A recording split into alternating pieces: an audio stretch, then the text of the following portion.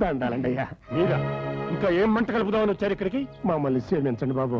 10 మందిలోనూ నా పరువు తీసి అగ్రహారం మొత్తాన్ని ఆగ్రహానికి గురి చేసిన మిమ్మల్ని క్షమిస్తే ఆ దేవుడు నన్ను క్షమించడు. ఆ దేవుడేగా బాబు వాళ్ళిద్దరు కలిగి రాసి పెట్టింది. దేవుడు కాదు రాసింది, రాక్షసుడు లాంటి నీ కొడుకు. రాసింది ఎవరైనా కానివ్వండి, తలరాతలు మారవు కదండి. ఏదో కాలం కర్మం కలిసి రాక జరగకూడదు జరిగిపోయింది. మా ఊరు చేసిన తప్పే, అది కులం ముందుగానే చెప్పు ఉండాల్సింది. తమరు శాస్త్రాలు ఎన్నో చదువుకున్నోళ్ళు తితిమంతులు, మీకు చెప్పేటంతటోని కాదు కానివ్వండి. ఒక్క మాట ఉండే, ఏమిటి? ఆడపిల్ల మెల్లో ఓ పాలు తాలి పడితే ఏ కులపోడైనా ఎలాంటోడైనా ఆ పిల్లకి ఆడే దేవుడవుతాడు అని మీ బొట్టి పెద్దోళ్ళే చెప్పారు. ఆ పసుపు తాడికి అంత గొప్పతనం ఉందంటారు. అంచేత ఏదైనా పాపరిహారం చేసి వాళ్ళిద్దరినీ కలిపితే. కళ్ళు తీసే తాటి చెట్టు ఊరు బయట ఉంటుంది, తులసి మొక్క ఇంట్లో ఉంటుంది, అది గుర్తుంచుకో. తక్కువ కొలపోడని తాలిగట్టిన మొగుడు నుంచి పిల్లాన్ని ఎడదెత్తారా బాబు? అలా చేస్తే మీ పిల్ల మాత్రం మొగుడిని వదులుకుని సుఖపడగలదంటారా? అయ్యా, నా కొడుక్కి పెళ్ళాం కదా అని అమ్మాయి గారిని తక్కువ చేసి చూడం, అమ్మోరిని చూసుకున్నట్టు చూసుకుంటాం. అంటే నా కూతుర్ని మీ ఇంటికి కోడలుగా పంపించమంటారా? నా బొందలో ప్రాణం ఉండగా జరిగే పని కాదది. మీకంత కట్టంగా ఉంటే మా కొడుకుని మీ ఇంటికి ఎల్లరికి పల్లుడిగా పంపిస్తాం. అప్పటికి మతం అడ్డొస్తే మీ బ్యామర్లోనే ఏమన్నా అని దత్త తీసుకోమనండి.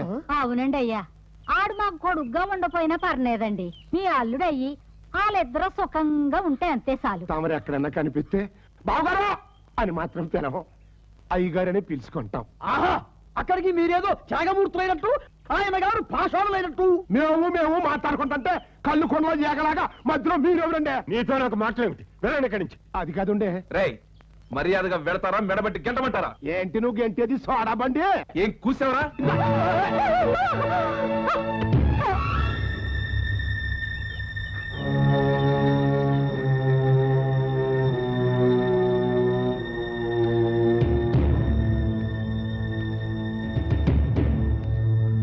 తప్పు చేసింది నేను, తాళి కట్టింది నేను. మీ కోపం ఉంటే నన్ను తిట్టండి, నన్ను కొట్టండి. నా తల్లిదండ్రుల్ని ఒక్క మాటన్నా, వాళ్ళ మీద చెయ్యి పడినా ఏం చేస్తావరా? ఆ నోరు పగిలిపోద్ది, ఆ చెయ్యి విరిగిపోద్ది. వాళ్ళు ఆవేశపడ్డారని నువ్వు ఆవేశపడక. అసలు మీరెందుకు వచ్చారు ఇక్కడ? కోడల పిల్లని చూసిపోదామని.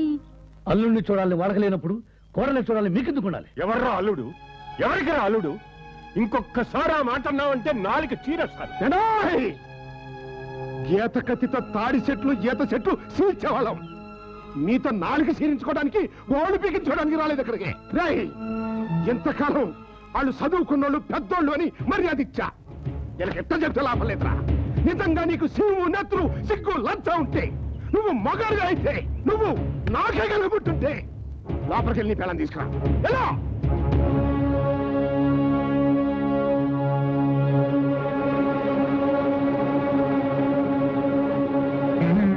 భవాని, నేను కట్టిన తాళి మీద నీ గౌరవం ఉంటే, నేను నీకు మొగుణ్ణి అనుకుంటే, నాతో కాపురం చేయాలని నీకుంటే నాతో రా.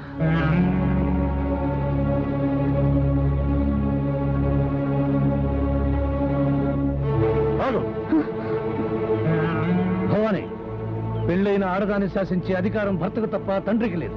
భర్తగా ఆజ్ఞాపిస్తున్నావు, బయటకు రా. ఆ అడుగు ముందుకు పడిందో నీ తల్లి విధవ అవుతుంది. నీ తండ్రి మీద గౌరవం ఉంటే, నీ తండ్రి ప్రాణాలతో ఉండాలనుకుంటే లోపలికి చస్తానని భయపెట్టి కూతురు నాపడం గొప్ప కాదు. భర్తే సర్వస్వం చెప్పాల్సిన మీరు తండ్రే సర్వస్వం చెప్తున్నారు. నా కాళ్ళు గడిగి కన్యాదానం చేసిన మీరు ఆ దానాన్ని తిరిగి తీసుకుంటున్నారు. నేను తలుచుకుంటే ఈ క్షణంలోనే మీ కూతుర్ని తీసుకెళ్లగలను. కులం పేరుతో నా భార్యను బంధించాలని కోర్టుకెళ్లి మిమ్మల్ని అందరినీ జైల్లో పెట్టించి చట్టం ద్వారా నా భార్యని నేను తీసుకెళ్లగలను. కానీ ఆ పని చేయను. ఎందుకో తెలుసా? మూర్ఖత్వంతో, మూఢాచారంతో కులం గోత్రంలోని మనుషుల్ని విడదీసి చూసే మీ అహంకారాన్ని అణిచి మనుషులంతా ఒక్కటే, కులమతాలు ఉండకూడదని మీరు తెలుసుకునేలా చేస్తారు. మీ యంత్రం మీరే వచ్చి నా కూతుర్ని ఎరుకోవాలడు అనే వరకు మీ గడప దక్కను, మీ కూతుర్ని తాకను. అలా అని ప్రమాణం చెయ్యి. నా తల్లిదండ్రుల మీద ప్రమాణం చేసి చెప్తున్నాను.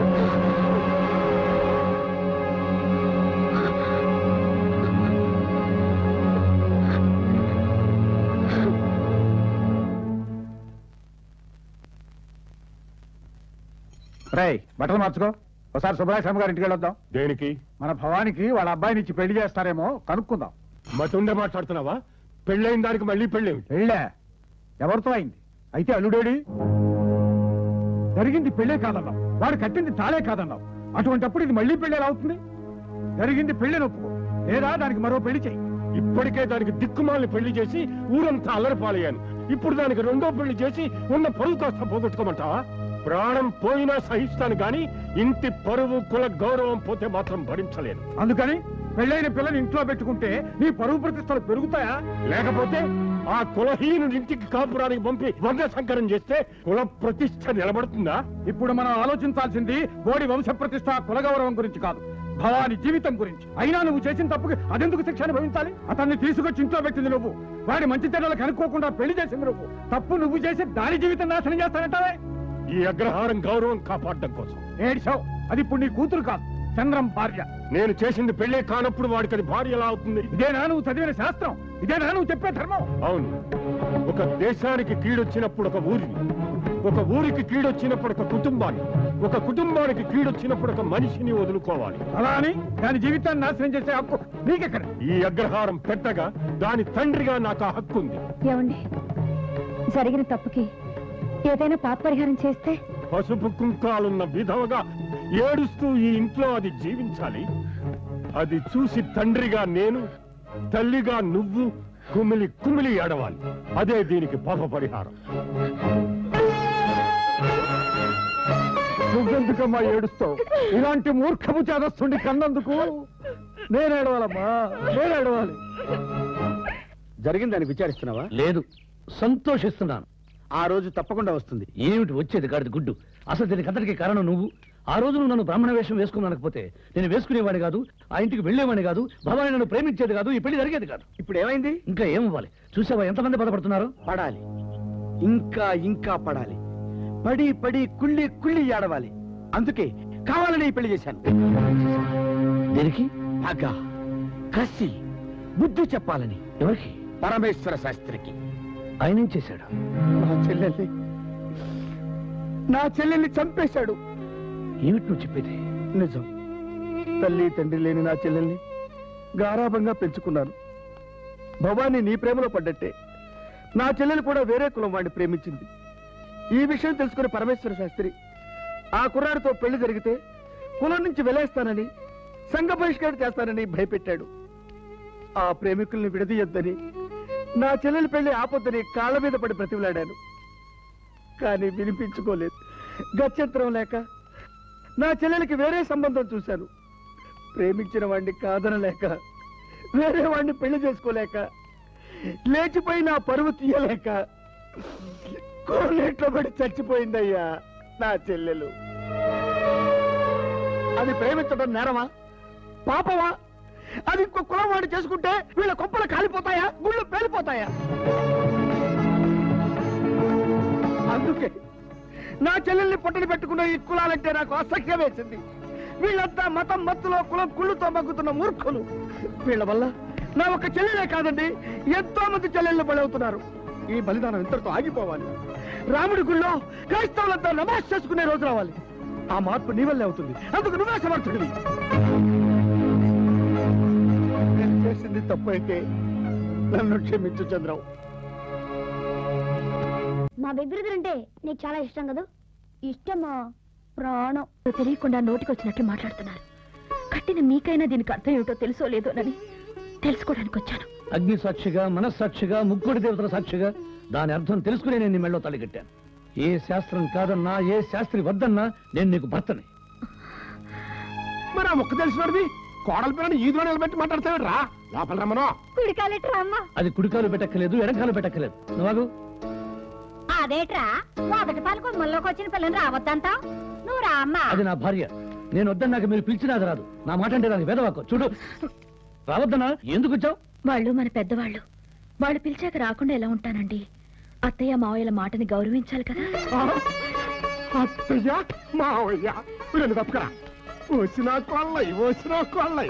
ఎంత ముద్దుగా పిలిచావమ్మా. ఎన్నావంటే పంతులు గారి పిల్ల మన ఏమని పిలిచిందో. రామరా, నువ్వు తప్పక రామ కూర్చో. ఇక్కడెందుకు గదిలోకి తీసుకెళ్లి మచ్చ మీద కూర్చోబెట్టి పళ్ళు పాలు పెట్టు ఏకంగా శోభనం చేసేసుకుంటాం. అలాగే సిగ్గు లేకపోతే సరే. ఏయ్ పైకిలే, పో బయటికి. ఏదో శోభన అంటున్నారు. ఏయ్ శోభనం లేదు, బారసా లేదు, మర్యాదగా బయటికెళ్ళు. ఈ ఇంటికి వచ్చాక మా నాన్న ఆ ఇంట్లో అడుగు పెట్టనివ్వరు. అదంతా నాకు అనవసరం. అదేట్రా, అక్కడికి వెళ్తే ఆయన పొమ్మని, ఇక్కడికి వస్తే నువ్వు పొమ్మని. ఆ పిల్ల ఎక్కడో పోద్దే, నువ్వు ఎక్కడే ఉండమ్మా. అయితే నేను పోతాను. ఏమండి ఏమండి ఏమండి, మీకోసం నేనొస్తే మీరు వెళ్ళిపోతానంటారు ఏమిటండి? కూతురు కన్నా కులానికి విలువిచ్చే నీ తండ్రి కళ్ళు తెరిచి నేను నా దగ్గరికి పంపించిన రోజే నువ్వు నా ఇంటికి రావాలి. అప్పుడే మనం కలిసేది. సరే, మీ భార్యగా మీ మాట వినడం నా ధర్మం. నేనే వెళ్ళిపోతాను. ఆగక్కడ.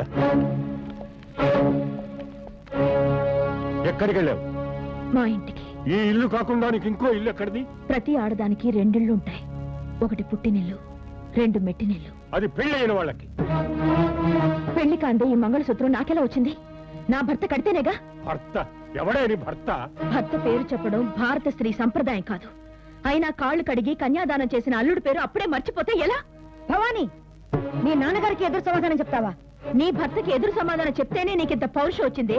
నా భర్తని నా భర్త కాదని ఆయన అనరాని మాటలని అవమానిస్తే నాకెంత పౌరుషం రావాలి? అంత తప్పు నేనేం చేయలేదు. ఈ అగ్రహారం దాటి ఆ పేటలో అడుగుపెట్టడం తప్పు కదా? ఆ ఇంటి కోడలుగా నా అత్త మామల దగ్గర కలడం తప్పేలా అవుతుంది. ఆ కులం తక్కువ వాళ్ళని అత్త మామ అని పిలవడానికి నీకు సిగ్గుగా లేదు? కన్న వాళ్ళని అమ్మ నాన్న అని పిలుస్తున్నప్పుడు కట్టుకున్న వాడి తల్లిదండ్రుల్ని అత్త మామలని పిలవడానికి నేనెందుకు సిగ్గుపడాలి? ఏమిటి మాటకి మాట చెప్పే? ఆగు! ఆడపిల్ల మీద చెయ్యెత్తుతావా? అది నా కూతురు. దాన్ని శిక్షించే హక్కు నాకుంది. అనవసరంగా జోక్యం చేసుకుని మీ పెద్దరికాన్ని పాడు చేసుకోకండి. మీ కన్న తండ్రికి మీరిచ్చిన సమాధానమే నా కన్న తండ్రికి నేను ఇస్తున్నాను. మీ పెద్దరికాన్ని నిలబెట్టుకోండి. భవాని, వీధిలో ఏమిటి? ఇంట్లోకి పద మాట్లాడుకుందాం. ఆహా, బాగుందండి, చాలా బాగుంది. చూశారా అవధాని గారు? ఈయనేమో లోపలికి రా అంటాడు, ఆయనేమో ఇక్కడే ఆగు అంటాడు. తండ్రి కొడుకులు ఇద్దరు కలిసి ఎంత గొప్ప నాటకం ఆడుతున్నారో గమనించారా? ఇవాళ కూతుర్ని లోపలికి రానిస్తారు, రేపు అల్లుండి అయిందేదో అయిపోయింది, వచ్చే అంటారు. వచ్చే అంటే మనం చూస్తూ ఊరుకుంటాం. నువ్వు నేను అయితే చూస్తూ ఊరుకుంటావురా? అగ్రహారం పెద్దలు ఎందుకు ఊరుకుంటారు? శిష్ట సాంప్రదాయమైన కుటుంబంలో దుష్ట సాంప్రదాయం మొదలైందన్నమాట. ఏమిటయ్యా దుష్ట సాంప్రదాయం?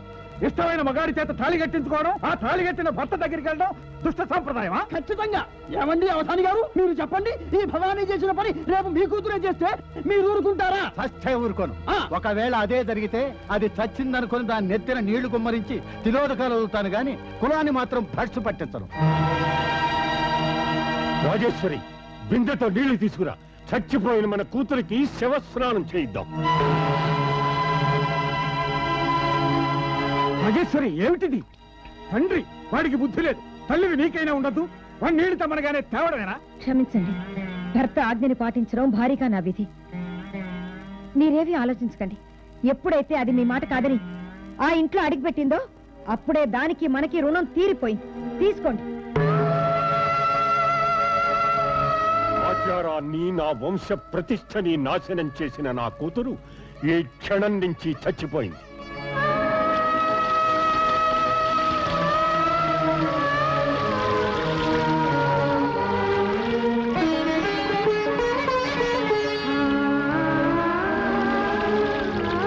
అవధాని గారు, 11వ రోజున కర్మకి ఏర్పాట్లు చెయ్యండి.